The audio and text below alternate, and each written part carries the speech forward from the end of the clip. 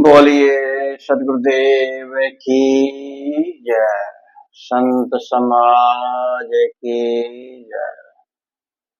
मेरे आध्यात्मिक एवं व्यवहारिक जीवन के आत्म प्रेरणा स्रोत मेरे परम आराध्य सदगुरुदेव एवं सत्संग सभा स्थल में बैठे हुए मेरे धर्म प्रेमी बंधुओं एवं ममतामयी माताओं बहनों एवं नन्हे मुन्ने प्यारे बच्चों, मैं अपने इस कबीर पारख अनुसंधान केंद्र चैनल से अपने सभी श्रोताओं को बहुत बहुत धन्यवाद करता हूं। और जो हमारे चैनल को आप लोग सुनते हैं, सब्सक्राइब करते हैं, ये सुदूर कबीर साहब का नया ज्ञान नहीं है ये, लेकिन विचार कुछ नए हो सकते हैं और इन विचारों को, कबीर के ज्ञान को हमेशा इनसे प्रेरणा लेके अपने जीवन को बदलें और इससे सुनने से हमारा मन अंतःकरण अच्छा पवित्र होता है। इसको प्रतिदिन से थोड़ा सुने, जरूर सुने। और चैनल को सब्सक्राइब करने का मतलब ये है, हमारा कोई मकसद नहीं कोई से धन कमाना, पैसा कमाना। ये चैनल आपके सामने आता रहेगा, जो भी सत्संग प्रोग्राम आएगा वो आपके सामने आता रहेगा। इसलिए चैनल को भी सुनने के बाद सब्सक्राइब करें, इसका बहुत बहुत आपका धन्यवाद होगा। बोलिए सदगुरुदेव की जय। सदगुरु कबीर साहब बहुत अच्छा शब्द के माध्यम से समझा रहे हैं, कर्म क्या है। लोग कहते हैं कि भाई हम तो बहुत दुखी हैं, परमात्मा ने ये कर दिया, ये दुख डाल दिया। और लोग पंडितों के पास जाते हैं अपना ग्रह चक्कर। आज पंडितों के देखो, बागेश्वर बाबा के पास ऐसा उनका चमत्कार दिखा रहे हैं लोग और बढ़ा रहे हैं, उड़ता हुआ दिखाते हैं। फोटो को, कैमरे को जैसे मर्जी दिखा दो। हनुमान जी जो रामायण बनी तो हनुमान जी उड़ रहे थे, नहीं उड़ रहे थे? उड़ना तो उनको उड़ता भी दिखा रहे हैं हनुमान जी की तरह, इतना चमत्कार फैला रहे हैं। ठीक है, वो समाज के लिए कुछ प्रेरणा तो है, लेकिन लोगों को ज्यादा भरमाना भी ठीक नहीं। भ्रम में डालना, भूत प्रेत, जादू टोना, ये वो, ग्रह मुहूर्त, ये सब उलझने, ये लोगों को भ्रमित करना, इससे और निकलना चाहिए। आज ये 21वीं सदी में भी लोग भूत प्रेत के चक्कर में उलझे हुए हैं, देवी देवताओं के चक्कर में उलझे हुए हैं, ग्रह लगन मुहूर्त के चक्कर में उलझे हुए हैं। ग्रह जो होता है आकाश में होता है, उसको ग्रह को कैसे शांत कर देंगे? जैसे सूर्य है, सूर्य ग्रह है, अगर वो सूर्य चमकेगा सबके ऊपर पड़ेगी रोशनी। एक ग्रह है, अगर ग्रह किसी से खराब है तो ग्रह का असर सब पे पड़ना चाहिए, एक पे क्यों पड़ेगा? एक उसी राशि का आदमी राजा है, उसी राशि का आदमी भिखारी। ये अपने कर्म है। तो सिर्फ सदगुरु कबीर साहब ने कहा है कि आपन कर्म न मेटो जाई, आपन कर्म न मेटो जाई, कर्म का लिखा मिटे धो कैसे। आप कर्म का लिखा मिटे धो कैसे, कैसे जो युग कोट सिराई, कर्म का अपन कर्म न मिटो जाई। गुरु वशिष्ठ मिल लगन सुधायो, सूर्य मंत्र एक दीना, जो सीता रघुनाथ बिहाई, पल एक साथ नहीं कीना। तीन लोक के कर्ता कहिए, बाली बधे बरियाई, एक समय ऐसी बनी आई, उन्हों अवसर पाई। नारद मुनि की बदन छिपायो। नारद मुनि को बदन छिपायो, तीनों कपि का स्वरूपा। शिशुपाल की भुजा उखारी, शिशुपाल की भुजा उपारी, आप भये हरि ठोठा। पार्वती को बांझ न कीजे, ईश्वर न कहे भिखारी। कहे कबीर करता की बातें, कर्म की बात निनारी। सदगुरु कबीर साहब यह कहना चाहते हैं कि अपना कर्म मेटा नहीं जा सकता। जैसे राम, शिव, विष्णु, कृष्ण आदि महान पुरुषों ने भी अपने अपने कर्म भोगे, उन्हें अपने कर्मों का फल भोगना पड़ा। कबीर साहब कहते हैं कि चारों युग बीत गए, चाहे बीत जाए, अपने कर्मों का लिखा मिट नहीं सकता। कर्म ऐसे भोगना पड़ता है जैसे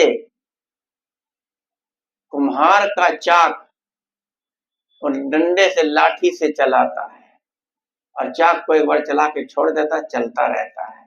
ऐसे हमारे कर्म के चक्र चलते रहते हैं। जैसे हमने एक उदाहरण दिया था कि हजारों गाय के बीच में एक गाय के बछड़े को उसमें छोड़ दिया गया। अपनी गाय, अब उस गाय अपनी माँ के पास वो बछड़ा खड़ा है, दूध पी रहा।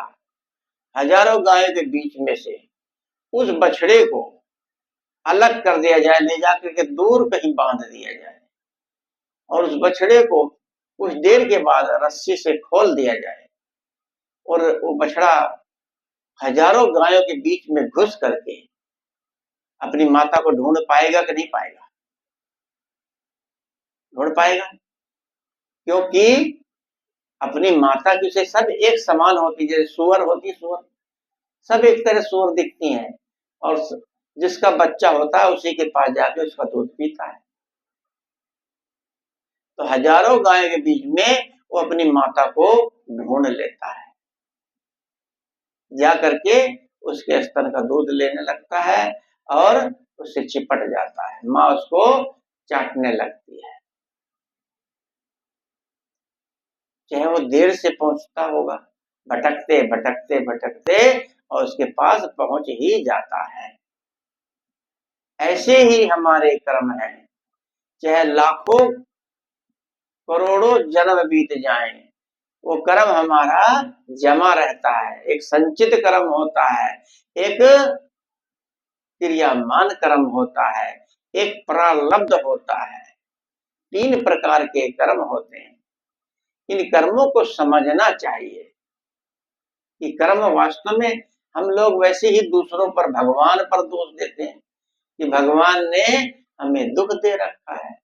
अरे भगवान तो स्वयं दुखी थे, तभी तो यहाँ सदगुरु कबीर साहब को कहना पड़ा कि कर्म का लेखा मिटे न भाई, जो युग कोट सिराई।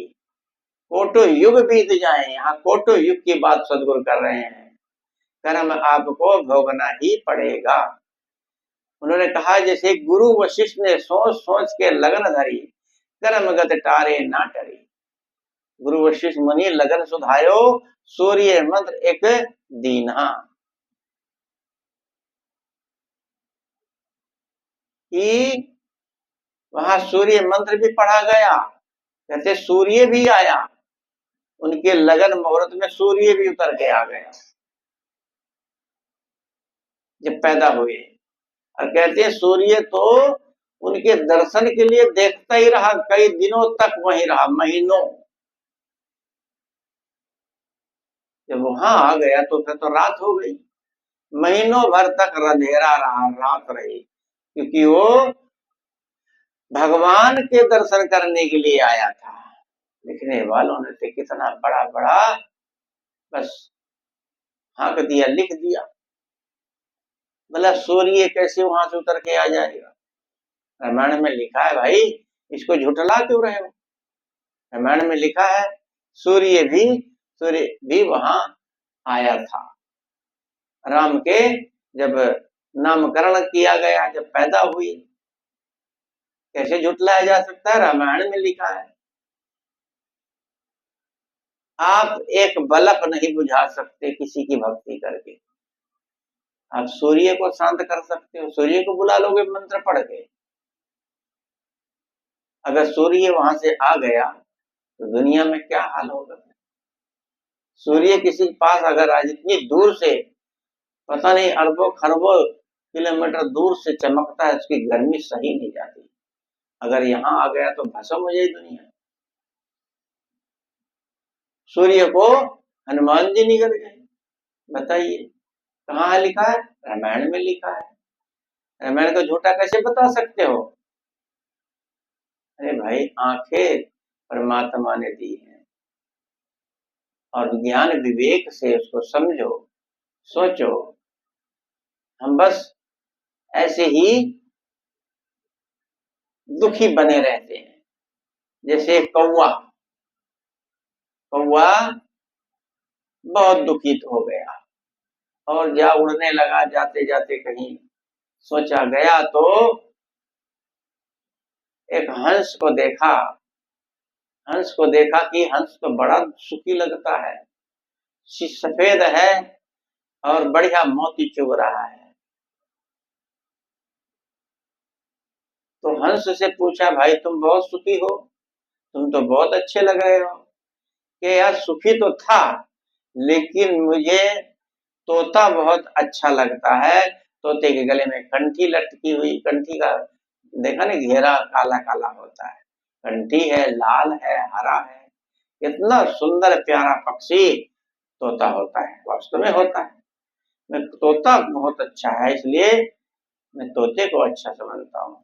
वो तोते के पास गया, तोते से पास गया तो तोते से कहा, भाई तुम बहुत सुखी हो, तुम तो बड़े सुंदर दिखते हो।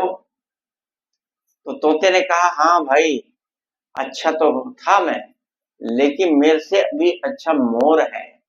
मोर देखो कैसे नाचता है, खिलखिला के पंख उसके बड़े सुंदर लगते हैं, मेरे से अच्छा मोर है। तो वह मोर के पास गया।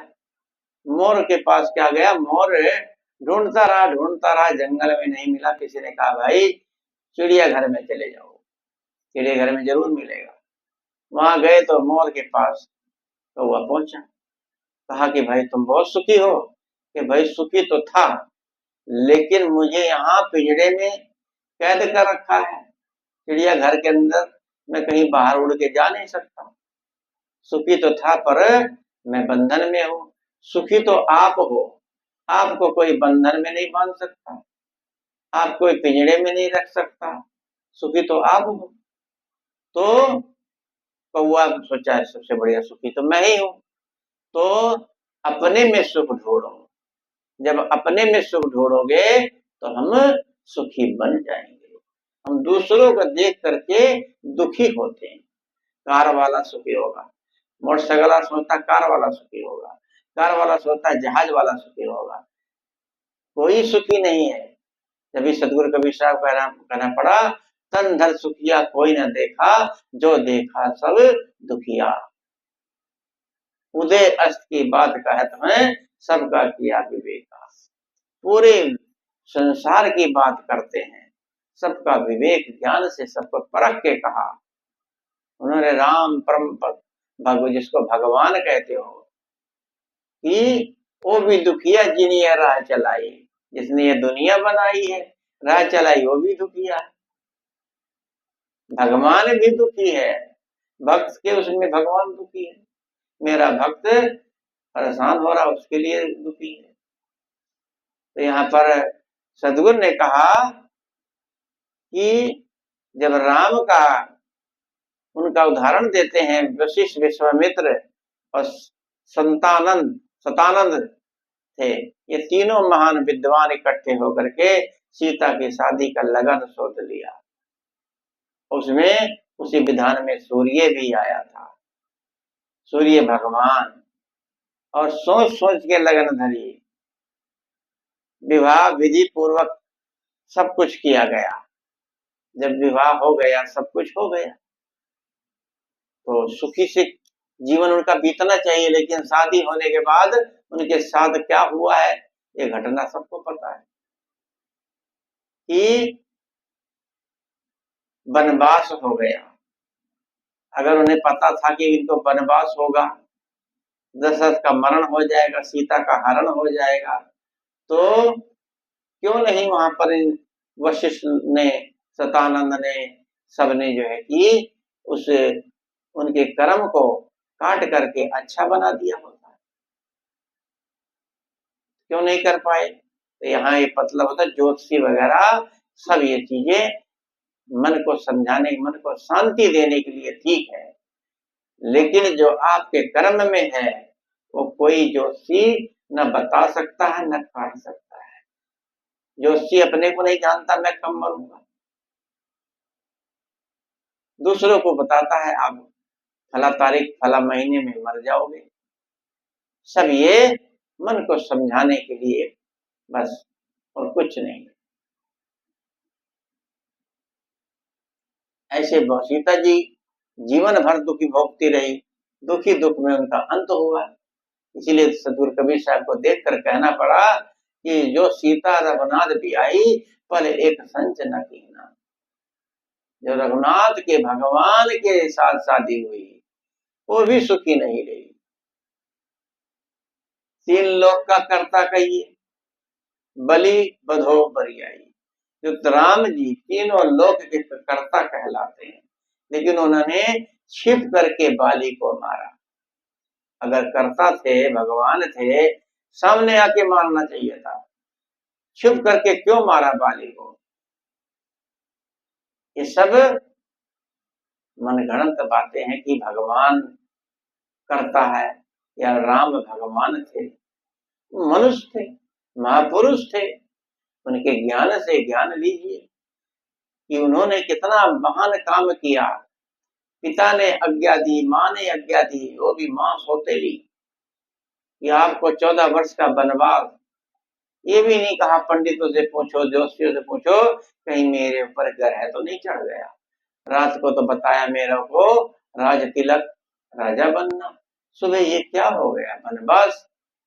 पंडितों को बुला करके पूछा तक नहीं, किसी से, वशिष्ठ से भी नहीं कहा, और तुरंत राजशाही कपड़े उतार के साधु वाले कपड़े पहन के जंगल को चले गए। ऐसा महापुरुष, क्योंकि उनको तो भगवान हम लोगों ने बनाया है। उन्होंने कभी अपने आप को भगवान नहीं कहा, उन्होंने सबको मनुष्य कहा। उन्होंने कहा कि जब सीता स्वयंवर हुआ था ना, तो वहां पर जनकपुर में जब लड़के वाले बारात आती है तो लड़की वाले उनकी सालियां सब गालियां देती हैं राम को, सुना सुना के। क्या कहती हैं? अति उदार, अति उदार करतूतदार अवधपुर की बामा, खीर खाए सुत पैदा करती, पति का नहीं कछकामा। वो कहती हैं कि अयोध्या की स्त्रियां बड़ी अति उदार हैं, करतूतदार है, बहुत जादूगरनी है, कि वो खीर खा खा करके बच्चे पैदा करती हैं। क्योंकि जो राम वगैरह पैदा हुए थे ना, तो सिंह ऋषि ने यज्ञ करके हमन से उसमें से निकाला था कुछ प्रसाद, और कहा इसको ले जाके खीर बना के खाओ तो बच्चे पैदा हो जाएंगे। ऐसा लिखा गया है, दवाई होगी या तो, या फिर कहते हैं सिंह ऋषि के ही माध्यम से राम वगैरह जन्मे। अब इनको इसमें छुपाने के लिए कुछ भी लिख दिया गया हो। भाई किसी दवाई से बीमारी तो दूर हो सकती है, किसी के फल को खाने से, खीर खाने से बच्चा नहीं होता। पहले के जमाने में नियोग होता था, नियोग दूसरे पुरुष से बुला करके, जैसे जानवरों को, गाय को, भैंस को सांड से नया दूध कराते हैं, ऐसे ही स्त्रियां बच्चा चाहती थी पर पुरुष के पास जाके बच्चा बनवा के चली आती थी। दोबारा उसके पास कभी नहीं जाती थी। यही पहले जमाने में था, कोई इसका विरोधी नहीं था। महाभारत जो है ऐसे ही है, सब पैदा हुए महाभारत के पात्र। महाभारत के पात्र जो वेद व्यास जी ने दिव्य दृष्टि दिखाई तीनों स्त्रियों अम्बा, बालिका और दासी के साथ, क्या किया उन्होंने? उनके साथ भोग भी तो किया। और वेद व्यास किसकी संतान थे? वेद व्यास महर्षि पराशर के थे। और महर्षि पराशर किस जाति के थे? भंगी जाति के थे। उनकी पत्नी कुत्ते पकाकर खाती थी। लिखा है, अब सच है कि झूठ है, सब बात लिखी तो है ही है, किसको सच मानोगे? लेकिन विवेक से समझो। तो वहां पर हम अपने मूल पाए भगवान श्री राम फिर उसका जवाब देते हैं कि आपन चाल छुपाओ प्यारी, करो आन की बातें। अपनी चाल छुपा रही हो और दूसरों की बात करती हो। उन्होंने कहा कोई नहीं जन्मा मात पिता बिन। यहाँ भगवान श्री राम स्वयं कहते हैं, और यहाँ पर प्रगट कहते हैं, अवतारी कहते हैं, ऊपर से आई सुदर्शन से पैदा हुई। उन्होंने कहा कोई नहीं जन्मा मात पिता बिन, बंधी वेद की रीति। तुमरे तो वहीं से उपजे, अस हमरे नहीं रीति। कि तुम अपनी चाल छुपा रहे हो। कोई बिना माता पिता के नहीं पैदा होता, और तुम्हारे यहाँ तो लड़कियां जमीन से पैदा होती हैं। ऐसी हमारे यहाँ रीति नहीं है, ऐसे हमारे यहाँ रिवाज नहीं है कि जमीन फोड़ फोड़ के बच्चे पैदा होते हैं। तो सीता जी कहते हैं कि जमीन में से मिली थी, घड़े में से निकली थी। कहानियां जोड़ी गई हैं। किसी ने बच्चे को ला करके रख दिया, और आज भी रख देते हैं, लोग उठा ले जाते हैं। बच्चा ला के रख दिया था, सुबह सुबह जनक जी गए, हल चला रहे, जो भी जोड़ा गया है सब, बच्चा पाया गया। सीता कहते हैं हल के अगले हिस्से को। तो सीता जो है कि हल जो है कि उस जमीन में लगा और नीचे से घड़ा निकला, उसमें से कन्या निकली, ऐसा लिखा गया। सोने का हल था। कहानियां तो बहुत कुछ जोड़ी जाती हैं, तो सब बातों को परखो। यहाँ राम क्या कहते हैं कि कोई नहीं जन्मा माता पिता पे, बंधी वेद की रीति। वेद शास्त्र यही कहते हैं, सब अपने अपने गर्भ से पैदा होते हैं, माता पिता से पैदा होते हैं। तो यहाँ आगे सदगुरु क्या कहते हैं? तीन लोग के कर्ता कहिए, बलि बलि बंधो बलि आई। तो तीन लोग करता है, बलि को छुप करके क्यों मारा? और रामकृष्ण कहा है, रामकृष्ण से को बड़ा, उन्हों तो गुर की, तीन लोग की संपदा गुर आगे आने। राम कृष्ण ने भी गुरु बनाया। अगर भगवान होते तो क्या मतलब था गुरु बनाने का? उन्होंने भी तो भक्ति करी भगवान की, किसी की भी।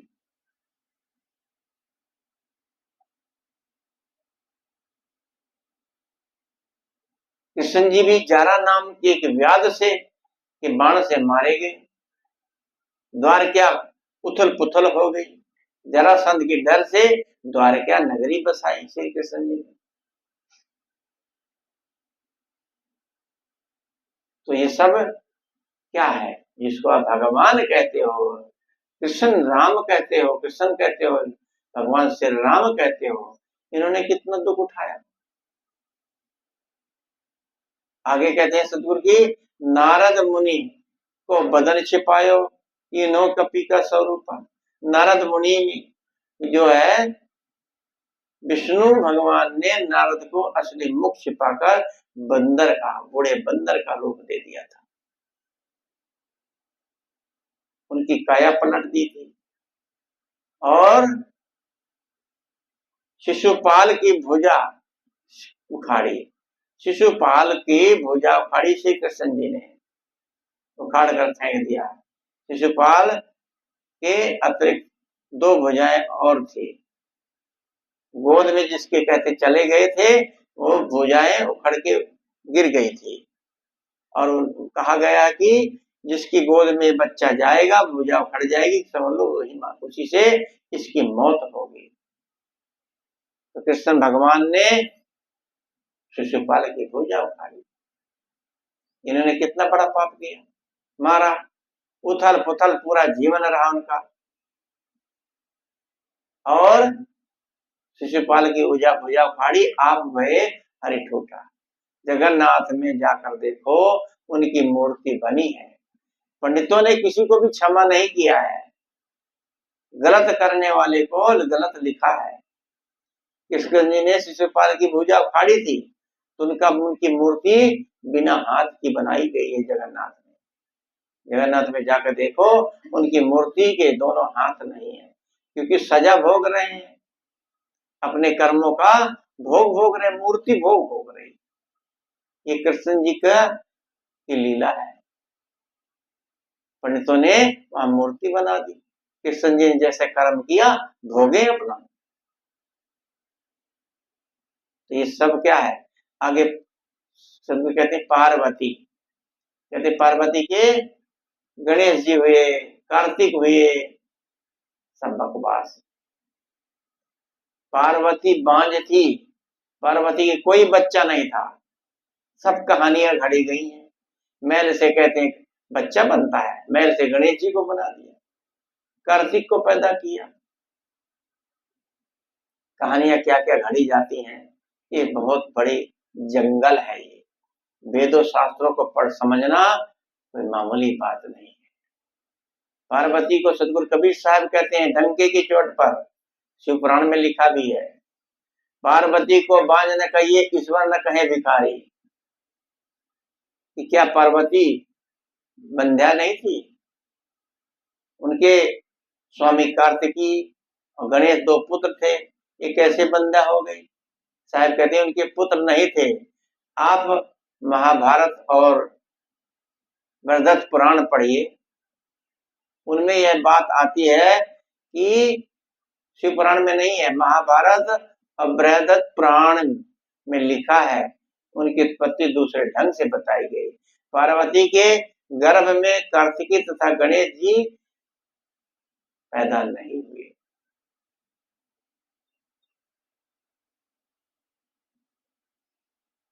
कई पुण्य व्रत किए, तपस्या करी पार्वती ने, फिर भी उसकी कोख नहीं खुली।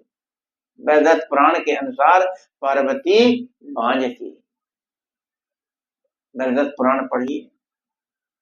पार्वती को बांझ न कहिए, ईश्वर न कहे भिखारी। क्या शिव जी को भिखारी न कहा जाए? शिव जी भिक्षुक थे, भीख मांगते थे, भभूति राख लपेटे रहते थे।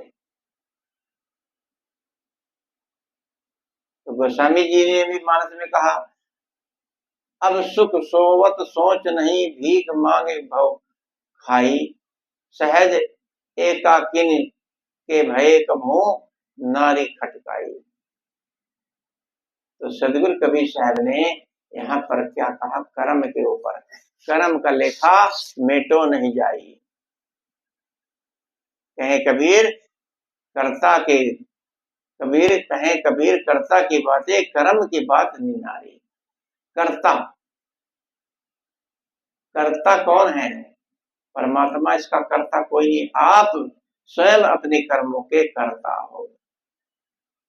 कर्म की बात जो है अलग है, आप जैसा करोगे वैसा ही आपको मिलेगा। कर्म का लेखा मिटो नहीं मेरे भाई। तो मैंने कर्म के ऊपर अपन कर्म मिटो जाई, इसमें सदगुरु कबीर साहब ने कहा। तो अपना कर्म है, जो भी सुख दुख हमें पर मिलता है अपने कर्म के अनुसार ही मिलता है। तो इन शब्दों के साथ मैं अपनी वाणी को विराम देता हूँ। बोलिए सदगुरुदेव की जय। वंदन है जी गुरुदेव, आपको वंदन।